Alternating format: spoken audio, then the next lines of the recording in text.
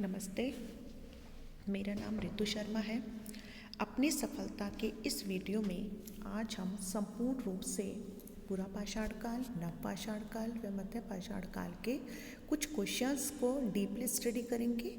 ये जो क्वेश्चंस हैं ये प्रीवियस एग्जाम्स में आए हुए हैं, तो एक एक क्वेश्चन को हम एक्सप्लेनेशन के साथ बहुत अच्छे से डीपली स्टडी करेंगे ताकि वो चीज़ें आपके माइंड में बहुत अच्छे से सेट हो जाएं।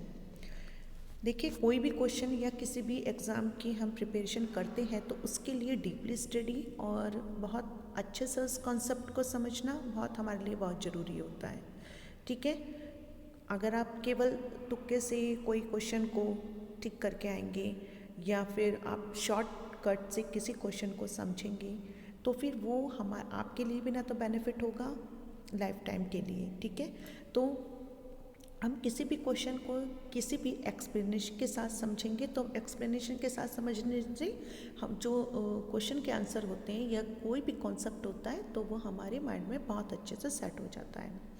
ठीक है, तो इसलिए मैं एक एक क्वेश्चन को आपको डीपली स्टडी करवाती हूँ ताकि मैंने भी ऐसे ही स्टडी करके अपने एग्ज़ाम्स को क्लियर किए हैं और आप जो भी देख रहे हैं वो ऐसे ही स्टडी करके अपने एग्ज़ाम्स को क्लियर करिएगा।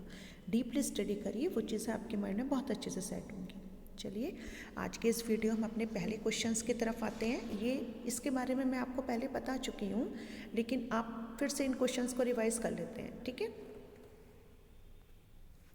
पहिए का आविष्कार किस काल में हुआ था? पहिए का जो आविष्कार है वो किस काल में हुआ था? देखिए, पहिए का आविष्कार पूरा पाषाण काल में तो हो ही नहीं सकता है। ठीक है, पूरा पाषाण काल में पहिए का आविष्कार नहीं हो सकता है क्योंकि यहाँ का जो मानव था, इस काल का जो मानव था वो बिल्कुल भी विकसित नहीं था, वो ठीक से चल भी नहीं पाता था। मतलब वो बैंड होकर चलते थे, झुककर चलते थे। तो मध्य पाषाण काल में क्या हुआ था? मध्य पाषाण काल जो काल था, यहाँ पर मनुष्य ने धीरे धीरे करके अस्थायी रूप से रहना शुरू कर दिया था। छोटे छोटे गांव नहीं बोल सकते, मतलब कलेक्ट होकर उन्होंने रहना शुरू कर दिया था। तो पूरा पाषाण काल सबसे लंबा चलने वाला काल था। यहाँ से जो स्थिति थी वो पूरा मध्य पाषाण काल में अच्छी हुई, लेकिन बहुत अच्छी नहीं थी। लेकिन नव पाषाण काल तक आते आते मनुष्य ने बहुत सारी चीज़ों का आविष्कार करना सीख लिया था। मतलब उसने आग का प्रयोग करना सीख लिया था, पहिए का आविष्कार करना सीख लिया था। तो पहिए का आविष्कार हो जाएगा तो वो एक जगह से लेकर दूसरी जगह पर बहुत ईजिली पहुंच सकता था। तो पहिए का आविष्कार किस काल में हुआ था? यहाँ के क्वेश्चंस को अगर हम देखें तो पहिए का जो आविष्कार हुआ था वो नव पाषाण काल में हुआ था।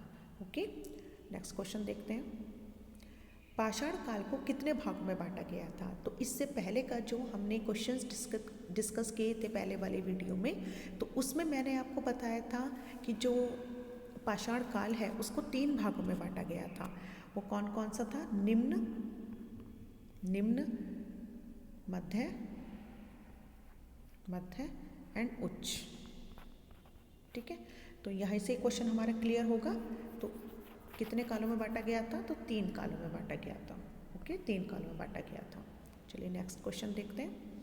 पूरा पाषाण काल में मनुष्य की जीविका का मुख्य आधार क्या था? आप बताइए। ये क्वेश्चन का आंसर तो बहुत ईजिली कर लेंगे। कृषि का जो आविष्कार हुआ था वो नव पाषाण काल में हुआ था। तो कृषि तो वो लोग करते नहीं थे। ये लोग क्या करते थे? पशुपालन भी नहीं करते थे। व्यापार तो इनकी दूर दूर तक अभी इनके नॉलेज में था ही नहीं कि व्यापार क्या होता है। तो क्या करते थे? केवल खाते थे, पीते थे, जानवरों को मारते थे और सोते थे। तो क्या करते थे? उनके बेसिकली काम क्या था? शिकार करना। ओके, नेक्स्ट क्वेश्चन देखते हैं। प्रागैतिहासिक काल के उपकरण एवं हथियार किससे बनाए जाते थे? तो प्रागैतिहासिक काल पूर्ण रूप से पूरा पाषाण, और पाषाण का अर्थ क्या होता है? पत्थर। तो वहाँ के जो हथियार होते थे उनको उन लोगों को किसी भी धातु का ज्ञान नहीं था, ना किसी चीज़ का। किससे पत्थर बनाए जाते थे? किससे वो उपकरण बनाते, अपने औजार बनाते? तो वो किसका यूज़ करते थे? वो पत्थरों का यूज़ करते थे। कांसे का जो यूज़ हुआ था वो मध्य जो पाषाण युग था उस काल तक आते आते हुआ था। मिट्टी से बर्तन बनाना उन्होंने नव पाषाण काल में सीखा है। तो बी वैसी तो हो ही नहीं सकते हैं। तो इसका जो पहला आंसर है वो कौन सा आ जाएगा? इसका आंसर होगा पत्थर से। ओके, प्रागैतिहासिक स्थल भीमबेटका से क्या प्राप्त हुआ है? बताइए, चावल के साक्ष्य? बिल्कुल भी नहीं। देखिए, किसी भी क्वेश्चन का आंसर हमको नहीं आ पा रहा है तो क्वेश्चन के जो आंसर के जो ऑप्शंस होते हैं उसको आप एलिमिनेट करना सीखिए। आप उनको एलिमिनेट करते रहोगे तो फिर आप कभी कभी ऐसा होता है क्वेश्चन का आंसर बिल्कुल ठीक निकल कर आ जाता है। तो चावल के साक्ष्य तो कोल्डी हवा से प्राप्त हुए हैं। गर्तावास से क्या प्राप्त हुए हैं? गर्तावास से भी हमको भीमबेटका की गुफाएं तो मिलती नहीं है। प्रथम कृषि के साक्ष्य हमको मेहरगढ़ से मिले हैं, तो यहाँ पर क्या आएगा? चित्रकला के साक्ष्य। ठीक है, चित्रकला के जो साक्ष्य हैं वो हमको भीमबेटका की गुफाओं से प्राप्त हुए हैं। भीमबेटका एक जगह है जो मध्य प्रदेश में नर्मदा नदी के किनारे स्थित है। चलिए नेक्स्ट देखते हैं।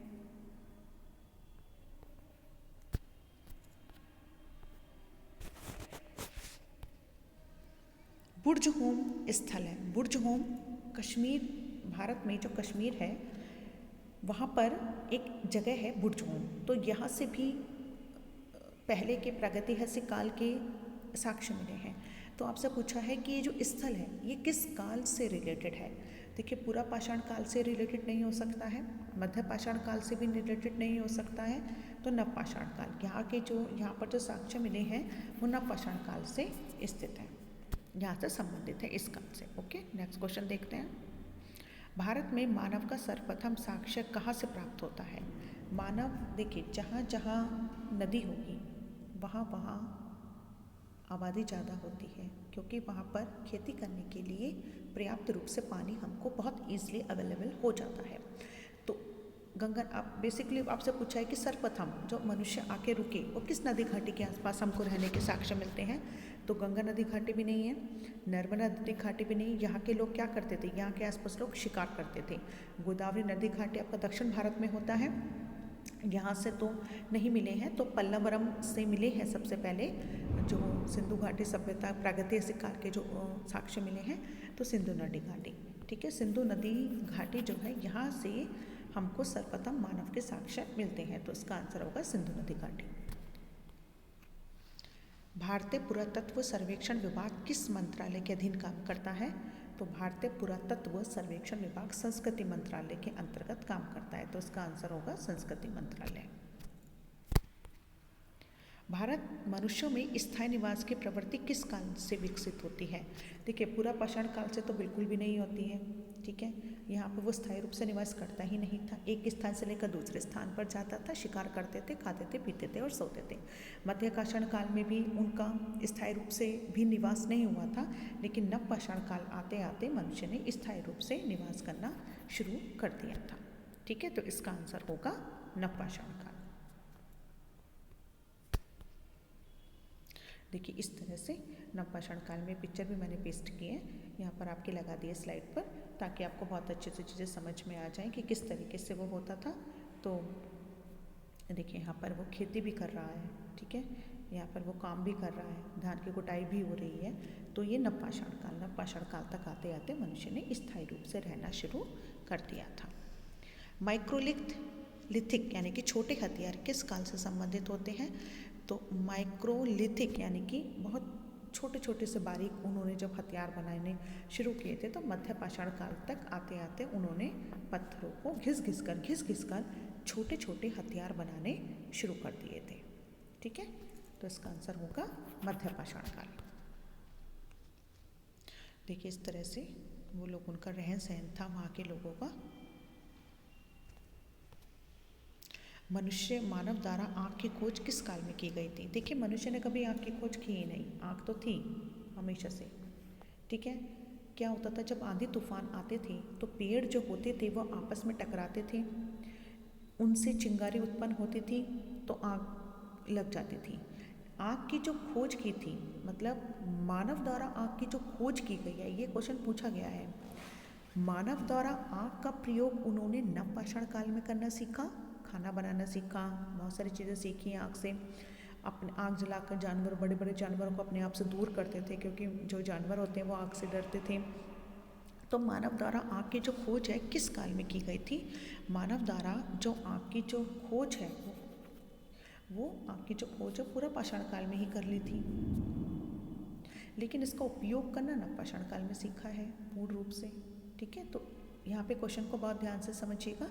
मानव द्वारा आग की खोज किस काल में की गई थी? मानव द्वारा आग की खोज पूरा पाषाण काल में की गई थी। मानव द्वारा सर्वप्रथम कौन सी फसल उगाई गई थी? देखिए कुछ क्वेश्चन को बच्चों को वो हो जाता है कि गेहूँ नहीं है, इसका जो सही आंसर है वो गेहूँ बिल्कुल रॉन्ग है, इसका जो सही आंसर है जौ।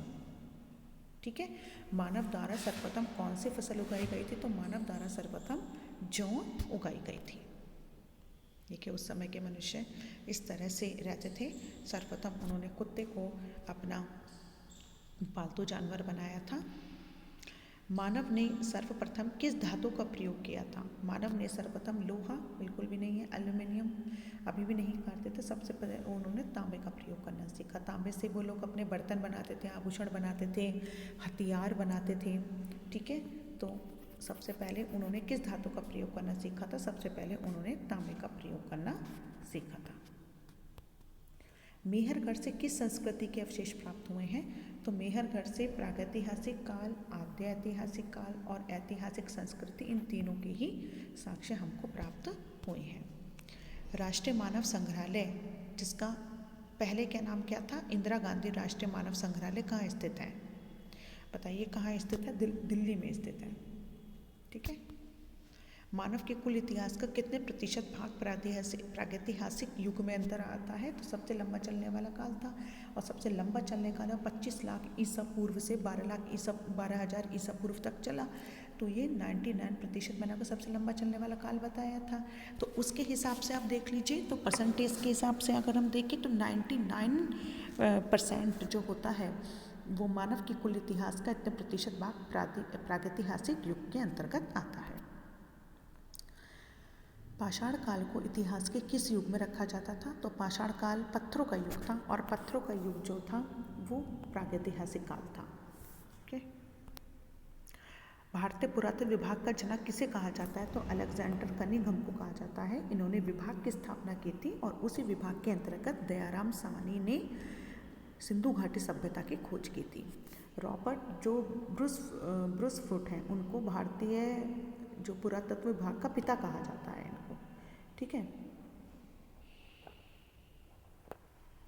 लेकिन जो विभाग है वो इन्होंने बनाया था। मानव के कुल इतिहास का ये तो हम देख चुके हैं, तो देख लेते हैं इसको कि 99%।